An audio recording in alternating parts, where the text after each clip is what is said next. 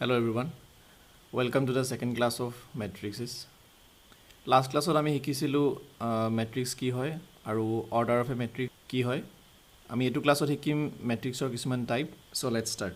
Types of matrices. Matrices এটো plural form হয় matrixৰ. Singular হলে মানে এটা থাকিলে আমি matrix বুলি কওঁ আৰু যদি plural formত যদি থাকে তেতিয়া হলে matrices বুলি কওঁ. First type টো হৈছে type 1 Coulomb matrix. A matrix is said to be Coulomb matrix if it has only one Coulomb. Your meaning to hoise jodi ami eta matrix long A is equal to 4 3 minus 2 1 minus 1. To eto hoise eta Coulomb matrix kyo because we had only eta Coulomb ase. Ya order to ki hobo first order likhote ami ki likhu m into n aru jitu first term hetu represent kore number of rows or mane kimanta row ase হেতুৰ পৰিমাণটো আমাক বুজায় তেতিয়াহলে ইয়াত ৰো কেটা আছে 1 2 3 4 4 আৰু ইয়াত কুলম এটাই আছে তো যিবিলাক মেট্ৰিক্সত অনলি এটা কুলম থাকিব হেবিলাকক কি বুলি কয় কুলম মেট্ৰিক্স বুলি কয় ৰো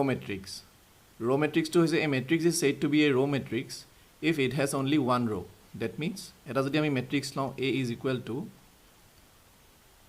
5 minus 7 2 9 ইয়াত ৰো কেটা আছে ইয়াত ৰো এটা আছে এফালে পা ৰো এটা আৰু কুলম আছে 4টা 1 2 3 4 তেতিয়ালে ইয়াৰ অৰ্ডাৰটো কি হ'ব 1 into 4 that means এটা ৰো আৰু 4টা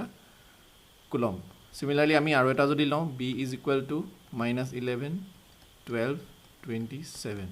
তো ইয়াৰ অৰ্ডাৰটো কি হ'ব 1 into 3 that means এটা ৰো আছে আৰু 3টা কুলম আছে যিবিলাক মেট্ৰিক্সত এটা ৰো থাকিব অনলি এটা ৰো থাকিব তো হেবিলাকক কি বুলি কয় ৰো মেট্ৰিক্স বুলি কয় next square matrix A matrix in which the number of rows are equal to the number of columns is said to be a square matrix আমি যদি এটা মেট্ৰিক্স লিখো a is equal to 4 3 minus 7 9 ইয়াৰ অৰ্ডাৰটো কি হ'ব 2 into 2 ইয়াত ৰো দুটা আছে আৰু কুলমো দুটা আছে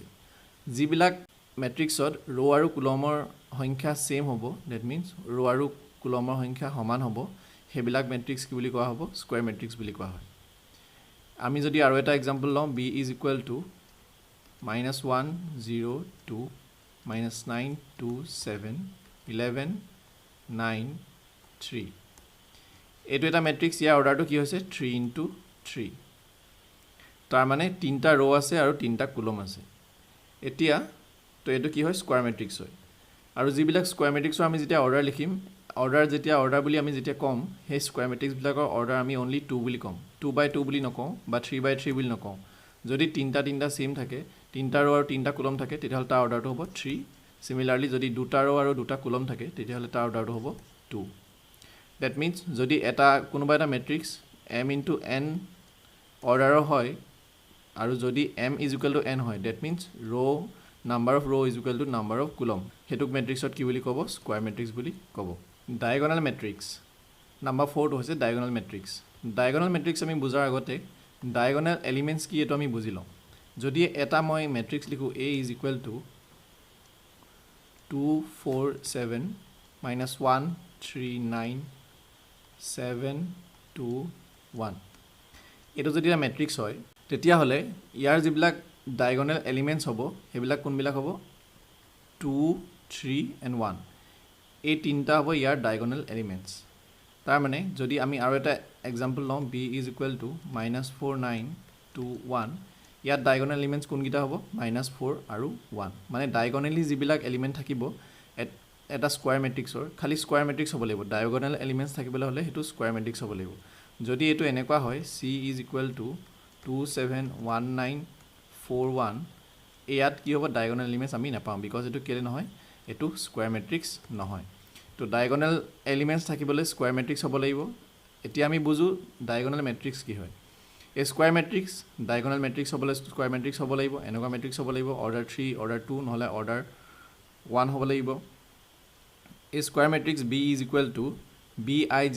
m into m that means m into m কিয় লিখিছে বিকজ এটো কি হয় স্কয়াৰ মেট্ৰিক্স হয় তাৰ মানে number of rows is equal to number of column is said to be a diagonal matrix if all its non-diagonal elements are 0 তাৰ মানে এতিয়া আমি a টোৰ পৰা গম পালো যে a গিটা কি হয় 2 3 1 এইকেইটা কি হয় ডায়াগোনাল এলিমেন্টস যদি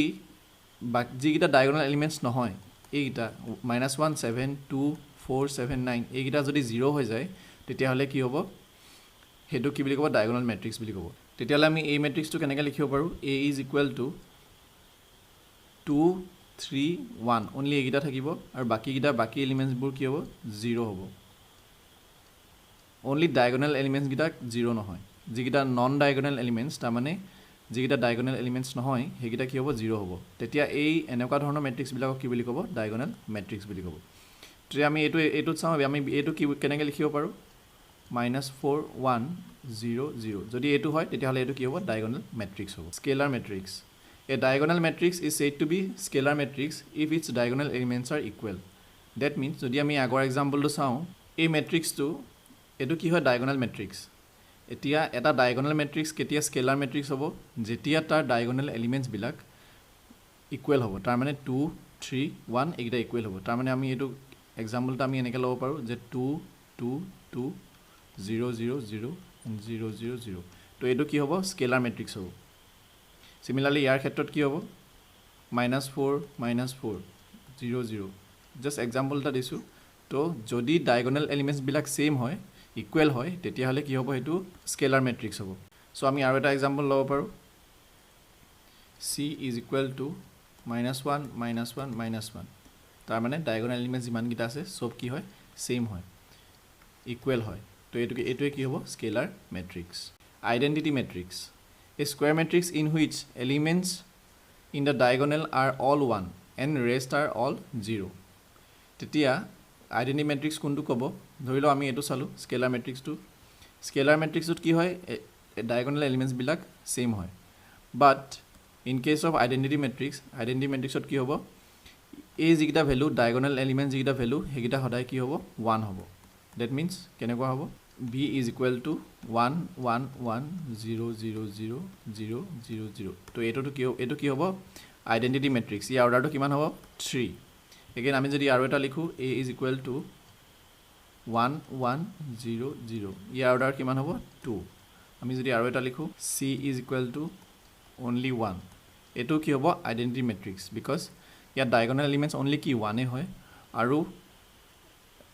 হেকাৰণে বিকজ 1 হয় হেকাৰণে এটো কি হ'ব আইডেন্টিটি ম্যাট্ৰিক্স হ'ব আৰু ইয়াৰ অৰ্ডাৰটো কিমান হ'ব 1 হ'ব zero matrix a matrix is said to be zero matrix or null matrix zero matrix বুলি ক'ব অৰ কি বুলি কয় নাল ম্যাট্ৰিক্স বুলি কয় if all it's elements R zero that means যদি আমি এটা ম্যাট্ৰিক্স লওঁ A is equal to যদি তাৰ গোটেই এলিমেন্টছ বিলাক 0 হয় 0 0 0 0 এটো কি হ'ব জিৰো ম্যাট্ৰিক্স নহলে এনেকুৱা হ'ব পাৰে 0 0 0 0 0 0 এটো কি হ'ব জিৰো ম্যাট্ৰিক্স কিন্তু এই জিৰো ম্যাট্ৰিক্সত এটো স্কয়াৰ ম্যাট্ৰিক্স হোৱাৰ কোনো দৰকাৰ নাই যিকোনো ধৰণৰ ম্যাট্ৰিক্স হ'ব পাৰে ৰ ম্যাট্ৰিক্স হ'ব পাৰে কলম ম্যাট্ৰিক্স হ'ব পাৰে যিকোনো ধৰণৰ ম্যাট্ৰিক্স হ'ব পাৰে জাস্ট যদি তাৰ এলিমেন্ট বিলাক যদি 0 হয় তেতিয়াহ'লে হেতু কি বুলি ক'ব জিৰো ম্যাট্ৰিক্স বুলি ক'ব তো ম্যাট্ৰিক্সৰ টাইপ হেগিটা আছিল এতিয়া আমি চাওঁ ইকুৱেলিটি অফ ম্যাট্ৰিক্সেছ দ্যাট মিন্স দুটা ম্যাট্ৰিক্স কেতিয়া ইকুৱেল হ'ব টু ম্যাট্ৰিক্সেছ A এটা কি আছে A is equal to A11 A12 এনে গৈ থাকিব সিমিলাৰলি আপা কি হ'ব A21 A22 এনে গৈ থাকিব তো লাষ্টত এনেকৈ গৈ কি হ'বগে AN1 AN2 এনেকৈ গৈ ANM হ'বগে আৰু ইয়াত কি হ'ব A1N এন ইয়াত A2N এনেকৈ গৈ থাকিব তো এইটো এটা ম্যাট্ৰিক্স আছে আৰু এটা ম্যাট্ৰিক্স আছে B is equal to so দুটা ম্যাট্ৰিক্স আছে A is equal to this and B is equal to this তো এই দুটা ম্যাট্ৰিক্স ইকুৱেল বুলি কেতিয়া ক'ব তো ফাৰ্স্ট পইণ্টটো হৈছে they are of the same order that means তাহাঁতৰ সেই দুটা ম্যাট্ৰিক্স কি হ'ব লাগিব দুটা সেম অৰ্ডাৰ হ'ব লাগিব যদি এইটো অৰ্ডাৰ 3 হয় তেতিয়াহ'লে ইয়াৰ অৰ্ডাৰো 3 হ'ব লাগিব যদি ইয়াৰ অৰ্ডাৰ 4 হয় তেতিয়াহ'লে ইয়াৰ 4 হ'ব লাগিব এতিয়া নেক্সট পইণ্টটো হৈছে each element of A is equal to the corresponding element of B that means কি কৈছে A11 ত যেটো এলিমেন্ট যেটো নাম্বাৰ থাকিব তাৰ যেটো ভ্যালু হ'ব তে B11 ৰ ভ্যালুটো ইকুৱেল হ'ব লাগিব সিমিলাৰলি A12 ৰ যেটো ভ্যালু হ'ব B12 ৰ ভ্যালু ইকুৱেল হ'ব লাগিব এটা আমি এক্সাম্পলৰ সহায়ত বুজিবলৈ চেষ্টা কৰো ধৰিলো এটা ম্যাট্ৰিক্স আছে A is equal to 4 1 2 6 আৰু এটা ম্যাট্ৰিক্স আছে 4 1 2 6 that means দুইটা সেম হ'ব লাগিব যেতিয়া দুইটা এইটো 4 লগত কি এইটো 4 ইকুৱেল আৰু এইটো 1 লগত 1 ইকুৱেল এণ্ড 2 লগত 2 এণ্ড 6 লগত 6 চ' এইটো কাৰণে A is equal two B হ'ব তাৰমানে A মেট্ৰিক্সটো আৰু B মেট্ৰিক্সটো দুইটা ইকুৱেল হ'ব আমি এটা তোমালোকৰ বুকৰ এক্সাম্পল এটা লৈ বুজিবলৈ চেষ্টা কৰোঁ এক্সাম্পল নাম্বাৰ 4 যিটো আছে ইয়াত কি কৈছে দুটা মেট্ৰিক্স দিছে আৰু দুটা মেট্ৰিক্স ইকুৱেল বুলি কৈছে ইয়াত ইকুৱেল সাইন দিছে দ্যাট মিন্স আমি বুজি পালোঁ যে দুটা মেট্ৰিক্স ইকুৱেল হয় if this and this equal find the values of A B C and X Y Z তো আমি কি উলিয়াব লাগে A B C আৰু X Y Z ৰ ভেলু উলিয়াব লাগে এইটো আমি কেনেকৈ উলিয়াম আমি জানো যে দুটা মেট্ৰিক্স যেতিয়া ইকুৱেল হ'ব তেহেঁতৰ কাৰেস্পণ্ডিং যিটো এলিমেণ্ট হ'ব সেইটো ইকুৱেল হ'ব দ্যাট মিন্স ফাৰ্ষ্ট এলিমেণ্টটোৰ লগত এইটো এলিমেণ্ট ইকুৱেল হ'ব তেতিয়াহ'লে কি হ'ব x plus 3 is equal to কি হ'ব 0 হ'ব ইকুৱেল হ'ব তেতিয়াহ'লে x ৰ ভেলু কি হ'ব -3 হ'ব হ'ল x ৰ ভেলু -3 হ'ল এতিয়া নেক্সট এইটোৰ লগত এইটো ইকুৱেল হ'ব মানে z plus 4 is equal to 6 হ'ব দ্যাট মিন্স z ৰ ভেলু কি হ'ব 2 হ'ব z ৰ value 2 next 2y - 7 is equal to এইটো হ'ব ইয়াৰ পৰা আমি কি পাম y ৰ ভেলু পাম কিমান পাম -5 পাম এইটো ক্যালকুলেশন